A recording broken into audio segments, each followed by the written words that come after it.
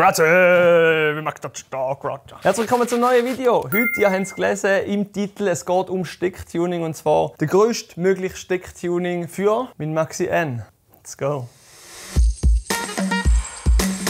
Also, der Maxi N, ihr kennt den. Wir haben gerade letztens ein Auspuff-Video mit dem gemacht. Drum drunter immer noch der Swing, 38er offen, GPO hochverdichtete Kopf. Hier drinnen verbauen ist außerdem eine HP-Zündung, eine HK-Kupplung und eine Swing-Kurbelwelle High-End plus 1 mm Hub. Jetzt hat das Ganze so ein bisschen grosse Komponenten drin, sage ich mal. Und ich fahre den gleich nicht so häufig in der Stadt, weil er halt ein bisschen auffällig ist. Ich bin auch schon rausgenommen worden mit dem. Darum habe ich mir jetzt den Entschluss gefasst. Wir nehmen den und knallen einfach den grösstmöglichen Stecktuning-Zylinder drauf. Natürlich nicht nur Stecktuning-Zylinder, sondern auch Ansaugstutzen, Vergaser, Luftfilter und Auspuff. Und übrigens, der Raucher ist hinter der Kamera heute und hilft mir natürlich trotzdem, auch wenn er filmen muss. Der kann alles, der kann beides, der ist toll. Dann checken wir den ab. Als erstes muss ich den Töpf natürlich auslösen, weil das ist nachher nicht mehr Strassenverkehr zugelassen. Und wir zeigen euch natürlich trotzdem, was liegt drinnen. Wir haben ja unsere abgesperrte Rennstrecke. Genau für so Fälle. Motorengehäuse ist alles noch original, da ist nichts ausgespindelt. Und genau aus dem Grund gibt es natürlich einen Zylinder. Wir haben hier den 46er Zylinder mit einer riesengroßen Kühlrippe. Den lassen wir genau so, wie er ist. Es ist nicht zwingend gesagt, dass das der leistungsstärkste Zylinder ist, den man so montieren kann. Aber wie gesagt, es geht um den grössten montierbaren Zylinder und das ist der 46er. Zu den anderen Komponenten. Der wunderschöne, Moment, ich muss auseinander.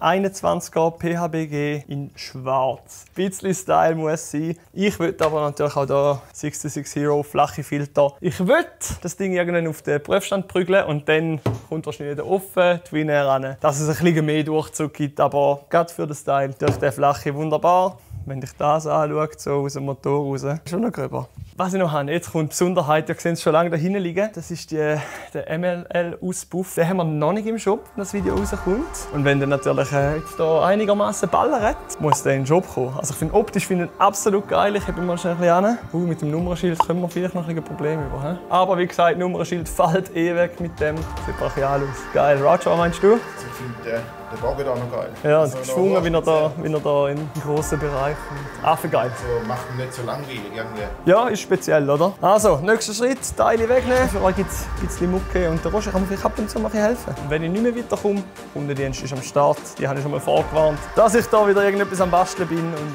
sie vielleicht brauche. Also, Mucke für euch, da geht's los.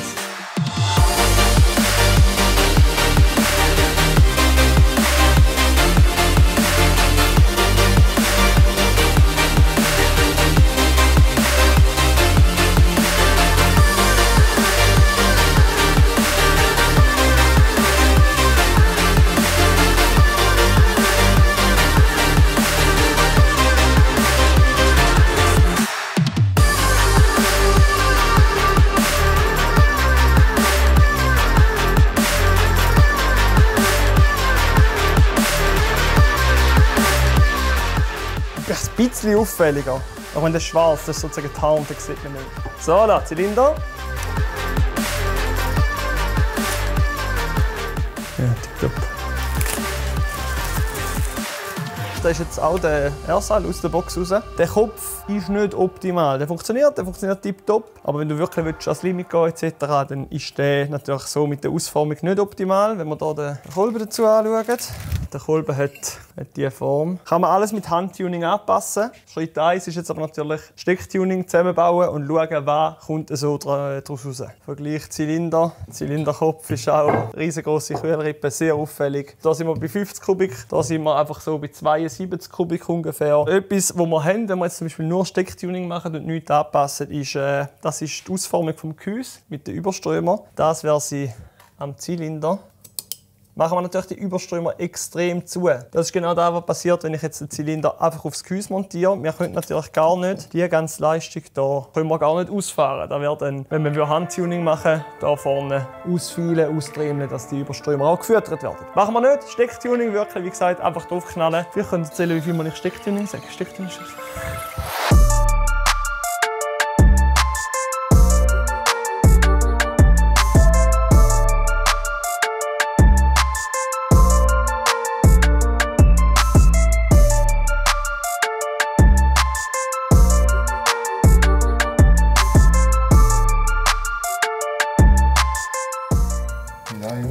Yes. Was habe ich vergessen? Was habe ich vergessen? Ich weiss nicht, willst du noch eine Dichtung rein machen? Ah! Ich habe ja gesagt, das muss man nachher machen. Nein, weißt du was? Ich tue jetzt ganz dran an, tue den Kopf drauf, messe die Quetschkante und gehe von dort aus schauen, was für eine Dichtung wir brauchen. Aber hast du wieder extra gewartet? Der war ein Rauschi, Mann. Da verlockt er mich, weißt du, dass ich den Zylinder gerade... Ja, mach es gerade in den Kolben, mach den Kolben gerade in den Zylinder, weißt du, mach es gerade drauf. Und nachher... Eliusch, weißt du, hast du vergessen? Alter, der ist... Darf man da ein bisschen hämmerle? Also drinnen ist er. Ja, aber montierst jetzt zuerst mit dem Zylinder. Hat doch geheißen Stecktuning, nicht Hammertuning. Ja, weißt du, das sind da die dicken Stehwülzen, die halt genau auf die Bohrung sind, oder? Also, sieht schon potent aus, so ein riesiges Ding, oder? Oh. Ui, schau mal. Also, Kolben kommt da rüber raus. Hast du den Kundendienst vom Mofa geholt? Also, mein Motor klappert ein bisschen komisch. Ich habe jetzt extra den Zylinderkopf noch nicht ganz angezogen. Ist das richtig? Also, der kommt massiv raus. Den müssen wir jetzt unterlegen. Das Unterlegen hat natürlich Einfluss auf die Steuerzeiten. Das heisst, wir machen vielleicht ein bisschen die Steuerzeiten kaputt, vielleicht wird es auch besser. Wir haben eine plus 1 mm Kurbelwelle, das heisst, ein halber Millimeter steht jetzt vorne mehr raus. Wir haben jetzt aber 1,2 mm ungefähr gemessen. Wenn wir jetzt noch eine 0,8er Quetschkante wollen, müssen wir den 2 mm unterlegen da hinten.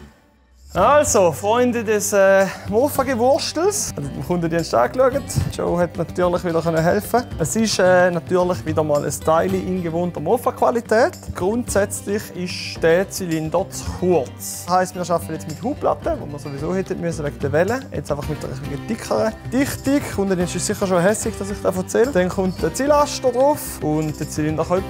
Und dann knattert das schon fast. Meinst du, Roger? So machen wir es, oder? Dichtung, Hubplatte. Die Dichtung vom Rennsatz selber ist drauf. So. Da. Ich hoffe, das ist richtig rum so. Weißt du, wir hätten das Rad auch einfach anders abdrehen. Ja, dann könnte ich nicht so viel machen. Und ich könnte durch die Speichen sehen. Wir stehen schon mal nicht an. Jetzt müssen wir schon Quetschkanten messen. Diesem professionellen Quetschkanten-Messgerät. Gut. Ja, so mega schlecht sieht es nicht aus. Was schätzt du? 0,85. 0,74. Eng, aber ich meine, ist jetzt ein Renngerät, ein Rennmaschinengerät. Jetzt ist Mittag.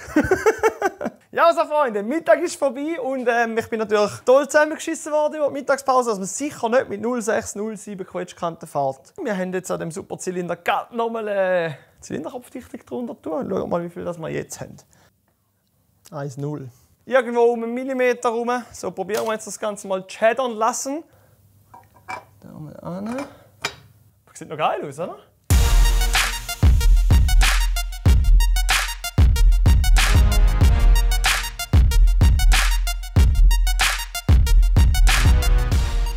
An sich ein geiles Teil, oder? Es braucht halt einfach Pedalverlängerung, weil das hier nicht vorbeikommt. Da haben wir jetzt einfach mit der Auspuff, heisst sie Auspuffverlängerung? Der 66 Heroes 100 mm Auspuffhalter, was auch immer. Dann funktioniert das, geht da schön vorbei. Ich bin sehr gespannt, wie der tönt. Das Licht muss ich nachher auch wieder neu platzieren, das mache ich wahrscheinlich dann da oben an.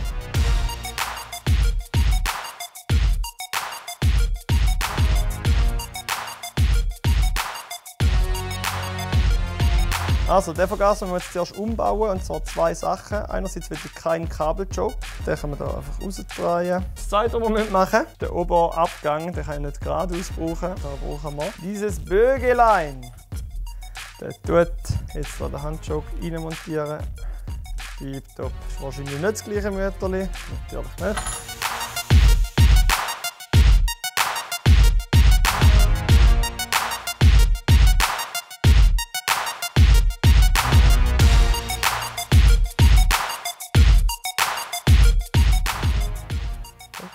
Yes! Meinst du, geht's mit dem ersten Kick oder muss ich trampen wie ein Schafsäckchen? Oh! Kompression am Start. Hey.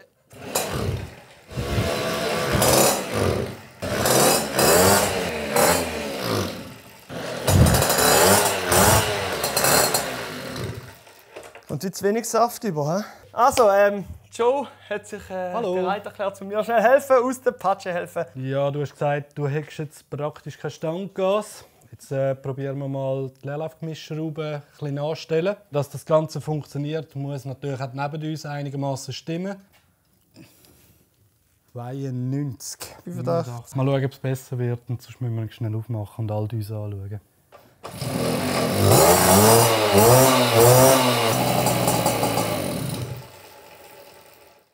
Roger, kein Problem. Ich habe mit dem Joe jetzt die Düse angepasst. Der ist viel zu fett gelaufen. Wir haben die Leerlaufdüse gemacht. Wir haben die Hauptdüse gemacht. Wieder laufen lassen. Nichts mehr gegangen. Mal schauen, ob es funkelt. Funkelt nicht. Kabel geschaut. Funkelt nicht. Happy HPI miteinander. Jetzt hat es mir wahrscheinlich etwas an der HPI geputzt. Da geht jetzt ein Weile. Ich probiere das bis morgen irgendwie zu machen, damit wir schauen können, was jetzt das Setup auch wirklich auf die Straße bringt. Vielleicht morgen mit einer neuen Zündung, vielleicht mit der gleichen.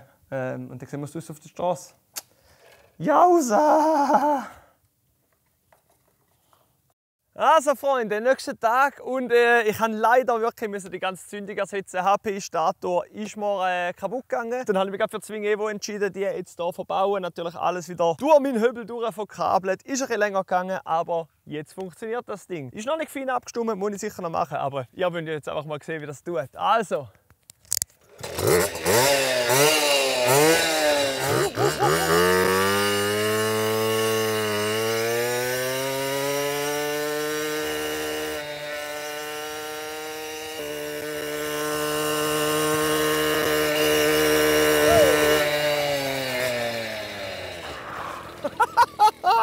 Ach du Scheiße. Also, er läuft sogar mit dem Luftfilter immer noch zu fett. Jetzt ungefähr bei 60. Das ist aber noch mit dem 12er Ritzel drauf. Ich gehe da wahrscheinlich auf ein 15er und dann das Ganze noch ein bisschen einfahren. So, also jetzt 11:30 Uhr ist das Video online, Freitag. Heute Abend am Kufen sind wir mit dem auf dem Prüfstand am 7:00. Gehen wir schauen, was bringt jetzt das maximale Stecktuning wirklich. Alle, die am Kufen sind, unbedingt vorbeikommen. Schauen wir, was da geht. Alle, die Ideen haben, wie man das nachher verbessern kann, mit Handtuning-Ideen, in die Kommentare schreiben. Ich bin sehr gespannt, was da alles zusammenkommt. Und für die, die nicht am Kufen sind, schade für euch, aber Like da, Abo nicht vergessen und dann sehen wir uns nächste Woche wieder. Also, macht's gut und tschüss. Oh, ich mag gerade nochmal, Mann. Ram, bam, Bibel!